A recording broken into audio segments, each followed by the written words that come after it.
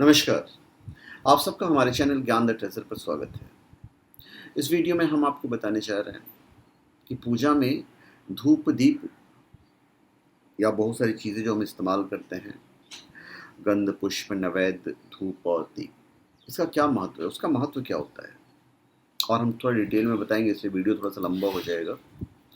और आप कोई भी स्पेशल प्रोडक्ट omja.com या shivago.com से प्राप्त कर सकते हैं, जेन्युइन ऑथेंटिक लैब सर्टिफाइड और साथ में अभिमंत्रित भी यदि आप चाहें तो। देखिए, ईश्वर की उपासना में उपयोग होने वाली सामग्री जैसे कि धूप दीप प्रसाद फूल, हर चीज़ का अपना महत्व होता है और ये पूजा को सफल बनाने का एक महत्वपूर्ण अंग है। जैसे आप देखते हो कि जब आप कहीं मंदिर में जाते हो तो वहाँ बैठते हो तो आपको अपार शांति महसूस होता है, सुख होता है, मानसिक सुख कह लीजिए, मन शांत सा हो जाता है। लेकिन क्या आपने कभी सोचा है कि ईश्वर की हर रूप की उपासना में इन पूजन सामग्री का महत्व क्या है? अगरबत्ती भी प्रयोग करते हैं लोग, अब अभी अगरबत्ती प्रयोग नहीं करते हैं क्योंकि उसमें बांस होता है। बहुत सारे वीडियोस लोगों ने बनाए हैं कि भाई बांस को जलाया नहीं जाता है, पर सबका अपना महत्व है और इसको जलाए बिना पूजा अधूरी सी मानी जाती है। पूजा के दौरान धूप दीप जलाने से घर में एक नकारात्मकता जो होती है वो दूर हो जाता है और पूजा का सरलतम रूप, जिसे हम पंचोपचार पूजन कहते हैं, उसमें भगवान पांच ही चीज़ों के पूजन से प्रसन्न होते हैं: गंध पुष्प नैवेद्य धूप और दीप। भगवान सत्यनारायण का पूजा भी प्राय अधिकांश घरों में किया जाता है। जब हम भगवान सत्यनारायण की आरती गाते हैं तो उसमें एक पंक्ति आती है: धूप दीप तुलसी दल राजत सत सेवा, अर्थात धूप दीप और तुलसी दल से ही भगवान सत्यनारायण की पूजा सफल हो जाती है। तो भाई, पूजा में धूप दीप प्रज्वलित करने का इतना महत्व क्यों है? भगवान के महात्म्य और प्रभाव का तथा शास्त्रों का ज्ञान जैसा कि भीष्म पितामह को था, वैसा कहीं और देखने को नहीं मिलता। महाभारत के अनुशासन पर्व में युधिष्ठिर भीष्म पितामह से कहते हैं कि पितामह, पूजा में धूप दीप के महत्व का वर्णन कीजिए। हम यहाँ भी करेंगे, पर उससे पहले हम थोड़ा सा एक रफ ज्ञान आपको दे देते हैं, आपको पता भी होगा। देखिए, धूप दीप जो है ना, धूप बत्ती वगैरह जड़ी बूटियों से तैयार की जाती है और जब इसको जलाया जाता है तो इसकी सुगंध से कीट पतंग तो दूर होते ही हैं, साथ ही घर का जो माहौल है खुशनुमा लगने लगता है। पूजा के दौरान धूप बत्ती जलाने से मानसिक शांति मिलती है, तो वहीं मन को भी प्रसन्नता महसूस होती है। इसलिए पूजा के दौरान धूप बत्ती जरूर जलानी चाहिए। पूजा के दौरान धूप बत्ती जलाने से घर की नेगेटिविटी दूर होती है और पॉजिटिविटी बढ़ती है। सिंपल है, और माहौल तो बेहतर होता ही है। माना जाता है कि पूजा पाठ के दौरान धूप बत्ती जलाने से ईश्वर खुश होते हैं। शास्त्रों के अनुसार धूप बत्ती की सुगंध देवी देवताओं को बहुत प्रिय लगती है, इससे वो खुश होते हैं और अपनी कृपा बरसाते हैं।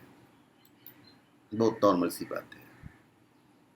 व्यक्ति के मन को एकाग्र करने के लिए सुगंध का प्रयोग किया जाता है। तनाव घटाने के लिए भी सुगंध का प्रयोग किया जाता है। सुगंध से व्यक्ति अपने मन की तमाम चिंताओं को दूर कर सकता है, इसलिए पूजा के दौरान धूप बत्ती या अगरबत्ती का प्रयोग करते हैं। अगरबत्ती की तुलना में धूप बत्ती का प्रयोग ज़्यादा अच्छा माना जाता है।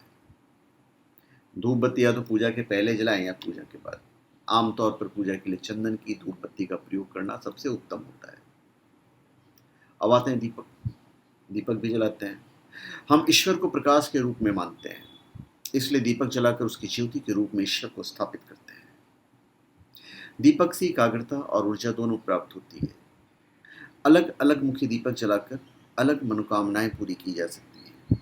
आमतौर पर एक मुखी दीपक जलाना सबसे उत्तम होता है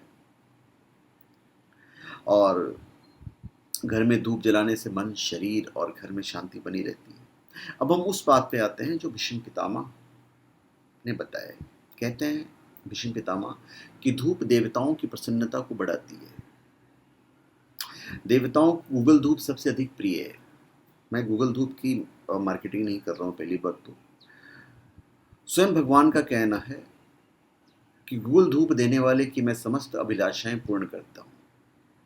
जो मनुष्य मुझे दशांग धूप, मतलब चमेली के फूल, इलायची, गूगल हर्रे, कूट राल, गुड़, छड़छड़ीला और वज्रनखी, इससे बनाया जाता है, देता है, तो मैं उसके दुर्लभ मनोरथ पूरे कर बल, पुष्टि स्त्री, पुत्र और भक्ति देता हूँ। जो मनुष्य काले अगरू के बने धूप से मेरे मंदिर को सुगंधित करता है, वो नर्क समुद्र से मुक्त हो जाता है। नर्क में बचाने की बात करते हैं भगवान। अगरू का धूप देह और गेह दोनों को पवित्र करता है। तो जो भगवान को अगरू धूप निवेदित करता है, उसके सारे पाप नष्ट हो जाते हैं और उसे सुंदर रूप प्रदान होता है। लोबान, राल, औषधियाँ, घी और शक्कर आदि मिलाकर जो अष्टगंध धूप तैयार की जाती है, वो भी देवताओं को बहुत प्रिय है। तो जो मनुष्य भगवान को कपूर, घी और गुगल आदि सुगंधित पदार्थों की धूप देता है, उसे उत्तम पद की प्राप्ति होती है। राल का धूप यक्ष और राक्षसों का नाश करता है। तो ये महत्व है। वनस्पति के रस से प्रकट सुगंधित उत्तम गंध वाली और सभी देवताओं के सूंघने योग्य धूप सेवा में अर्पित है, और कहना चाहिए कि प्रभु आप इसे ग्रहण कीजिए। दीप की जब हम बात करते हैं तो देवता तेजस्वी, कांतिवान और प्रकाश फैलाने वाले होते हैं। दीपक की लौ ऊपर की ओर जाती है, अतः दीपदान से मनुष्य की उधर्वगति होती है। जो मनुष्य भगवान के सामने दीप जलाता है, वह स्वर्ग लोक में दीप मालिका की तरह प्रकाशित होता है। जो मनुष्य श्री कृष्ण मंदिर के द्वार पर प्रतिदिन दीपमाला जलाता है, उसे पृथ्वी पर सम्राट का पद प्राप्त होता है। दीप अंधकार में नरक को दूर करने की दवा है, इसलिए पूजा में दीप प्रज्वलित करने वाला अपने कुल को उद्दीप्त करने वाला और लक्ष्मीवान होता है। आपकी कीर्ति बढ़ती है, नेत्रों का तेज बढ़ता है और मनुष्य तेजस्वी बनता है। कुछ ध्यान देने वाली भी बातें हैं जो मैं आपको बताऊंगा। थोड़ा सा प्रसाद के बारे में बोल दूं, थोड़ा सा ज़रूरी है, क्योंकि जब हम पूरी बातें जब कर ही रहे हैं तो देखिए, ईश्वर की कृपा को अपने अंदर लाने के लिए प्रसाद चढ़ाते हैं। प्रसाद चढ़ाने के बाद प्रसाद ग्रहण भी किया जाता है। प्रसाद के बिना भी पूजा हो सकती है, लेकिन पूजा में प्रसाद हो तो अच्छा होगा। प्रसाद में कोई भी सात्विक चीज़ चढ़ा सकते हैं, फल, मिठाई, मिश्री और जल भी प्रसाद के रूप में चढ़ाया जा सकता है। कुछ ना हो सके तो शक्कर चढ़ा दीजिए, रहता ही है घर में।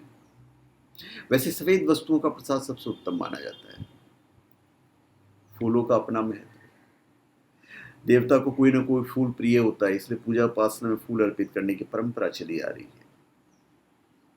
ईश्वर को फूल चढ़ाकर हम अपनी भावनाएं व्यक्त करते हैं। खुद भी फूलों का प्रयोग करके हम अपने मन को बेहतर करने की कोशिश करते हैं। अलग अलग रंग और सुगंध के फूल अलग अलग तरह की भावनाएं दर्शाते हैं। तो दीपक जलाने के बाद अब जो सावधानियां हैं वो आप सुन लीजिए। दीपक जलाने के बाद उसे बुझाना नहीं चाहिए और ना ही कहीं उठाकर दूसरी जगह ले जाएं। तिल के तेल का जलाइए, घी का जलाइए। चर्बी आदि निकृष्ट तेलों से कभी भगवान के सामने दीपक नहीं जलाना चाहिए। घी का दीपक जलाना प्रथम श्रेणी का दीपदान है। तिल, सरसों आदि के तेल का दीपक जलाना द्वितीय श्रेणी का दीपदान है।